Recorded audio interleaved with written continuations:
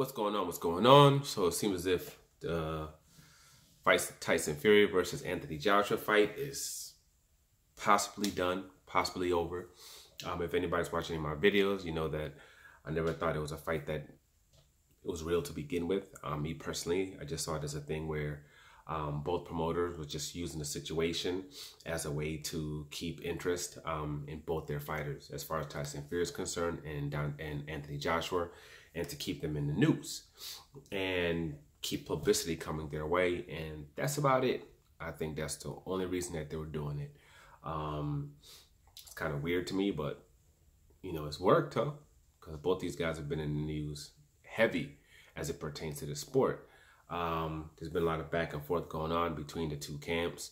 Eddie Hearn continues to say that, hey, you know, the fight is done, that, you know, just big quote paperwork going back and forth between three lawyers, like Fury's lawyer and Joshua's lawyer, and then Matchroom's lawyer, or whatever it might be. Kind of went from that to, you know, the dates switching up. You know, first it had to be by June, then it was July, and now that, oh, it'd be in August. Money went from like 200 million down to 150, and I've heard, you know, things drop even lower than that, you know, as far as the funds that was supposed to be as it pertains to the fighters. And that, you know, but he's saying everything's all done and everything's quote agreed to, and he's just waiting for certain paperwork or whatever to come in so all these fighters can sign. But unfortunately, he's been saying that for weeks now, that the fight's been done, and it's just, you know, just minor paperwork to get everything done. As far as Bob Arum, he just said that he went to arbitration with Tyson Fury, you know, to an arbitration hearing, I guess, with the judge in Napa, Florida, and that right now they're looking at possibly just doing the Deontay Wilder fight. He said that as far as this particular fight is concerned, he doesn't believe that Eddie Hearn's going to be able to come through as far as getting those funds and getting this fight deal done for them to fight. You know, we also know that Eddie Hearn's been screaming about he has to do everything by himself. He's the only one working by himself. But the reality of the situation is, okay, you're supposed to. You know, you have this other person, you know, that already has a fight set where they can get paid a substantial amount of money.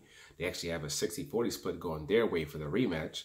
And the fight where the previous fight did over 800,000 pay-per-views in the United States at $75 a pop, and also did pay-per-view in the UK and did record gate as far as the heavyweights are concerned with $17 million.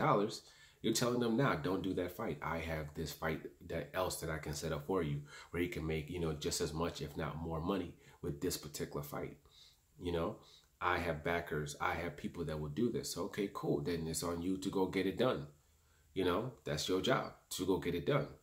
You know, and their job is to sign the contracts once it's all done, when it's all set, and then you move on from there. But all of a sudden now you're acting as if all the burdens just somehow now just been put on, you know, onto you, and you're not coming through with what you said you would come through with. I mean, hypothetically, all this was real, because to me it's all bullish. But you know, I'm talking in the mindset of somebody, you know, who thinks this fight, you know, technically was truly going to happen. You know, and then you send these people a draft to sign, and another draft to sign. They're like, no, send us a binding contract. Let's go. Let's get a real contract where things are legally binding, where the money's in escrow, and let's go and let's do this. And you haven't done so. And it's been week after week after week, and you haven't done so. You know, when you're the big guy, that's your job, is to get that bread. When McGregor was fighting Floyd Mayweather said, hey, you know, yeah, you can do all those other fights you're doing with the UFC.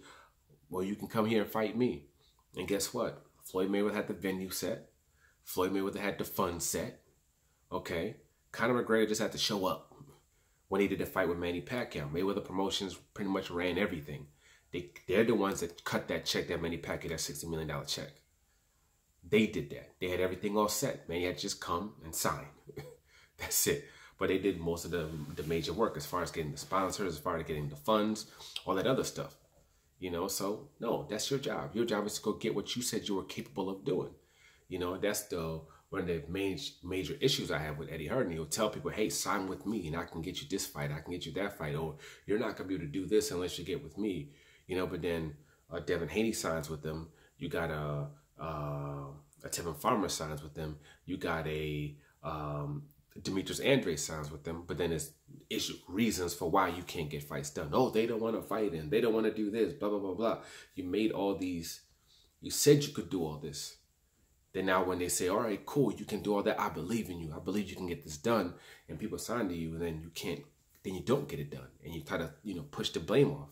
So now with this particular situation, okay, if it was real, you're now trying to push the blame onto this other party when you said you could get it done.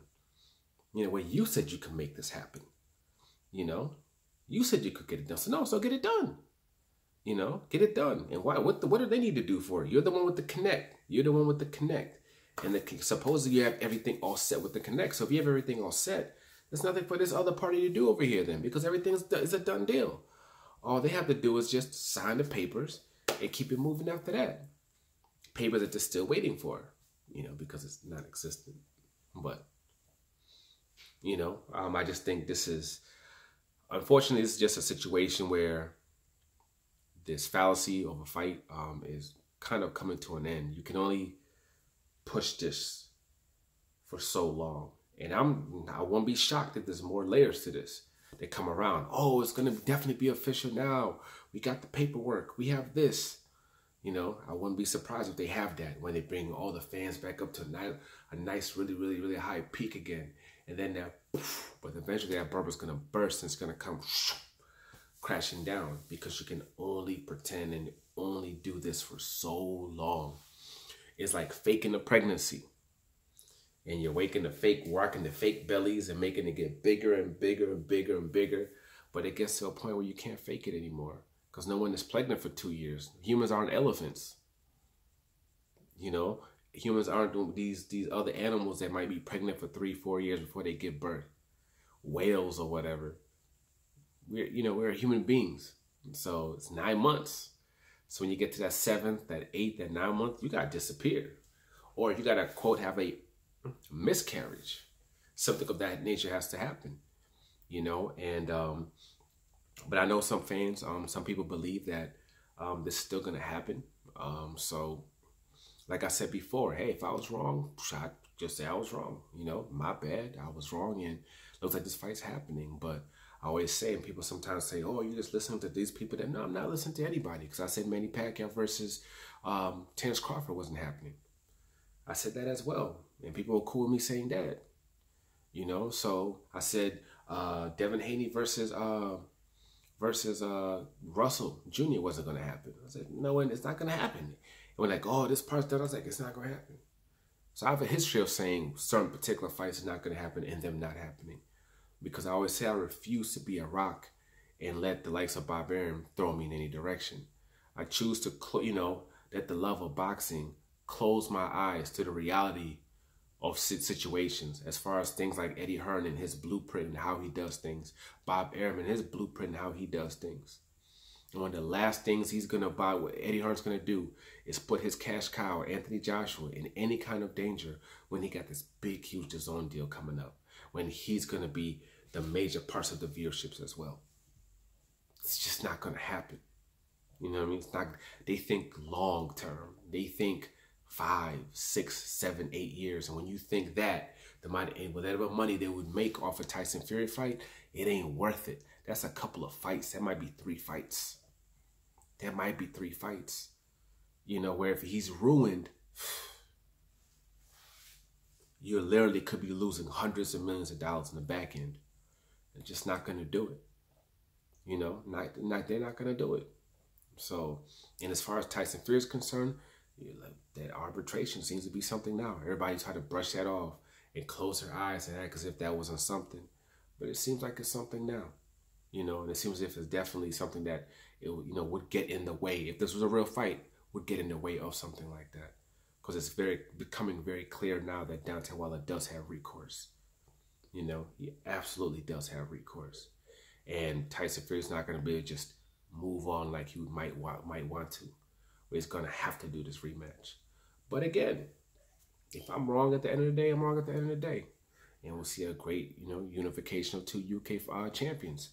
But for this point right now, I don't believe I am. But we'll see. And I don't blame fans for having faith that it will happen, especially the UK fans. I know they just, they want this so bad. You know what I mean? They want this so bad because this would mean so much to their country and so much for that, you know, to their fans. Fight where you don't even care who wins, because whoever wins, that undisputed champion is coming to back to our country. You know, they haven't had an undisputed fight in God knows how long. But hey, you still got Taylor though, you know. Now that fight is actually going to happen, and Taylor actually can win that fight and bring home that undisputed championship to y'all. So, you know, but we'll see what happens in the next couple of weeks. We'll see if this is going to happen. But D-Day's coming. And whether it's real or not, we're going to find out real soon. But for now, like, subscribe, and share. I'm out.